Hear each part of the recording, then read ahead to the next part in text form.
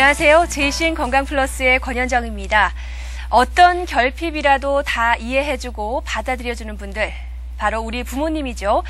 부모님께서 살아계시다면 정녕 행복한 사람이고 두 분 중 한 분만이라도 살아계시다면 이 또한 행복한 사람이라고 합니다.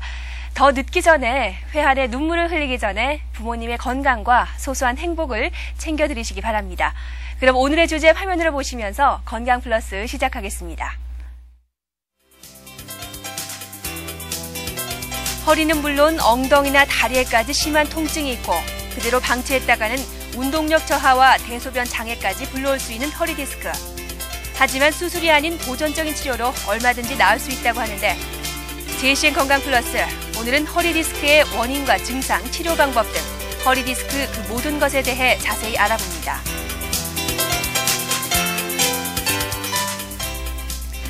오늘 추간판 탈출증, 즉 허리 디스크에 대해서 도움 말씀해 주실 분, 울산우리병원의 강관수 원장님께서 자리해 주셨습니다. 네, 원장님 안녕하세요. 네, 안녕하세요. 반갑습니다. 네. 자, 오늘 허리 디스크에 대해서 여러 말씀해 주실 텐데요. 일단 척추의 전반적인 구조와 또 디스크의 역할에 대해서 알아야 할 것 같습니다. 네. 우리 몸의 척추는 기둥 역할을 하는데요. 경추 7개, 흉추 12개, 그다음에 요추 5개, 천추 5개와 밑추 4개, 총 33개의 척추체로 구성이 되어 있습니다. 네. 사이사이에 완충 역할을 하는 디스크가 들어있는데요.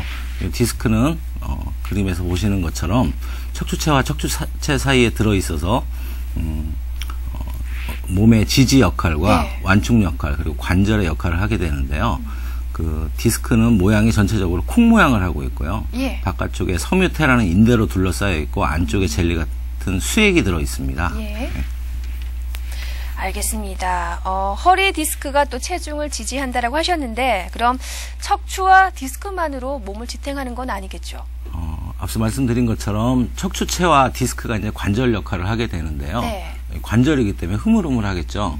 그래서 그 기둥에 중요한 역할을 하고 있지만 앞쪽과 뒤쪽, 그다음에 심부에 이제 근육들이 중요한 역할을 하게 되는데 네. 전방에는 복근, 뒤쪽에 이제 허리 신전근하고 심부의 기립근이 어떤 지지대 역할을 해서 허리를 세울 수가 있게 되겠습니다. 네. 그래서 운동을 평소에 충분히 하지 않으면 그 근육의 힘이 약해져서 척추뼈나 연골에 힘이 많이 실리기 때문에 퇴행성 변화가 악화가 될 수가 있어서 평소에 운동을 열심히 하시는 게 중요하겠습니다. 알겠습니다. 그리고 또 허리가 아프면 흔히들 허리 디스크겠네 이런 말을 하거든요. 허리 디스크 도대체 어떤 질환입니까? 허리 디스크는 정확한 명칭은 추간판 탈출증입니다. 네. 추간판은 이제 뼈와 뼈 사이에 들어있는 수액인데요. 요 디스크는 이제 수분이 많이 들어있는데 네. 나이가 들면서 퇴행성 변화가 진행하게 되고 탄력이 없어지게 되면 바깥쪽 섬유태에 균열이 생기면서 안쪽 내부에 있는 수액이 흘러나와서 신경을 누르게 되면서 요통과 하지 방사통을 발생시키는 질환으로 네. 다음 그림 보시면 그 디스크 탈출 모양에 따라서 바깥쪽 섬유태가 그대로 살아있는 디스크 변성증, 그 다음에 바깥쪽에 조금 얇아져 있는 돌출형, 네. 그다음에 바깥쪽 섬유태가 완전히 찢어진 탈출형과 나온 수액이 연결이 끊어져 버린 유리형이 있습니다. 그리고 위치에 따라서는 후외측에 한 30% 정도, 상부로 전이된 경우에 13% 정도, 하부로 전이된 경우는 한 45% 정도, 중앙에 5%, 극외측에 한 7% 정도 발생하는 걸로 되어 있고요. 그 마디마디 위치에 따라서는 요추 4, 5번과 네. 요추 5번, 천추 1번에 90% 정도, 요추 3, 4번에 한 5% 정도 발생하는 걸로 되어 있습니다. 그렇군요. 원장님, 그럼 이런 허리 디스크, 그러니까 요추 추간판 탈출증은 왜 나타나게 되는 건가요? 대부분은 유전적 원인이 많은데요. 그 외에 후천적으로 생활 습관이나 자세가 안 좋은 경우에, 네. 그 다음에 직업이나 외상에 의해서 발생할 수 있겠습니다. 그럼 어떤 증상이 있을 때 허리 디스크를 의심해 볼 수 있을까요? 뭐 특징적인 증상은 없습니까?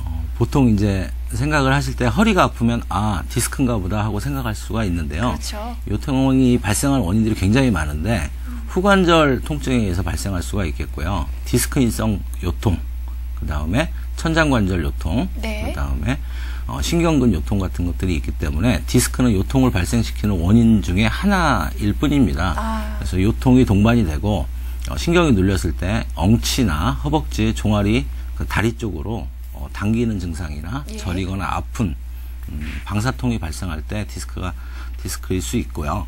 심해지면 마비 증상, 감각이 떨어지거나 운동장애, 더 심한 경우에는 대소변장애도 일으킬 수가 있겠습니다. 조기에 치료를 받으셔야 하겠습니다. 그리고 또 허리와 다리가 아프면은 허리 디스크와 함께 척추관 협착증을 또 떠올리게 되거든요. 예. 두 질환은 어떻게 다른 겁니까? 보통 허리와 다리가 아프면 디스크인가 척추관 협착증인가 네. 이렇게 보통 본인이 판단을 하시고 병원에 오시는 경우들이 굉장히 많은데요. 네. 디스크는 간단히 생각하시면 젊은 사람들한테 생기는 질환이라고 생각하시면 되겠고, 척추관 협착증은 40대에서 60대 정도의 중년층에서 발생하는 퇴행성 질환이라고 생각을 하면 되겠습니다. 네. 사진을 그림 보시면 추간판 탈출증의 경우에는 허리와 다리가 동시에 아프면서 서 있거나 걸을 때는 증상이 좀 완화되다가 네. 앉으면 증상이 좀 악화가 되시고요. 반대로 척추관 협착증은 중년에서 많이 발생을 하는데 허리를 똑바로 서거나 네. 걸어 다닐 때는 증상이 심하다가 네. 앉으면 증상이 호전이 됩니다. 반대네요. 그렇죠. 예. 그리고 허리보다는 엉치나 다리 증상이 좀 많은 걸로 되어 있어서 두 가지를 차이점을 둘 수가 있겠습니다. 그렇군요. 특징적인 증상을 또 몇 가지 언급해 주셨지만요. 그리고 뭐 본인 스스로 확인해 볼 수 있는 뭐 다른 자가 방법은 없습니까? 자가 진단법? 네. 정확한 진단은 병원에 오셔서 척추 전문의와 상의한 후에 그래야겠죠. 결정하시는 게 맞겠지만 네. 집에서 이제 허리가 아프거나 다리가 아프면서 경우에 이제 디스크를 의심할 수가 있는데요.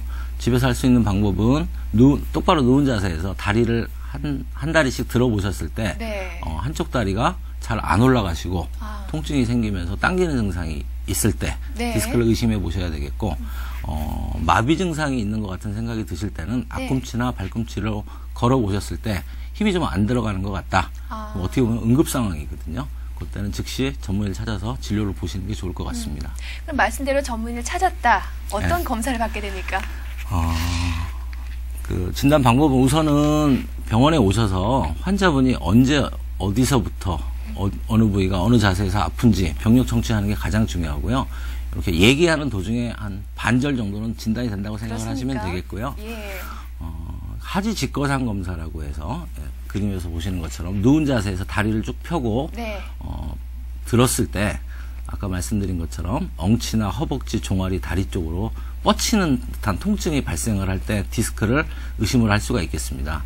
그 외에 운동 능력이 어느 정도 되는지, 그다음에 감각신경에 장애가 있는지 네. 각종 반사를 검사를 할 수 있겠고요.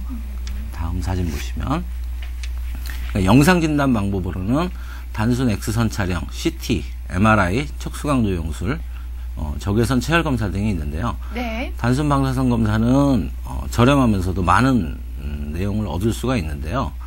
뼈의 어떤 퇴행성 변화나 디스크의 간접적인 높이를 알 수가 있고요. 네. CT 검사는 엑스레이 여러 장 찍어서 합성한 사진인데 척추관의 어떤 단면이나 디스크가 연성 디스크인지 경성 디스크인지를 알아볼 수가 있겠고요. MRI 같은 경우에는 굉장히 예민하고 정확한 검사인데요.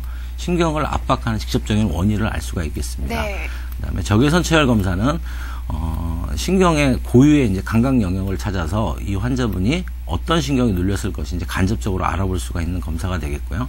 신경 생리학적 검사로는 근전도 검사와 유발전이 검사 등을 하실 수도 있겠습니다. 뭐 여러 가지 검사법이 있습니다. 그럼 이런 검사법으로 진단을 받았다. 계속해서 치료 과정에 대해서 설명해 주시죠.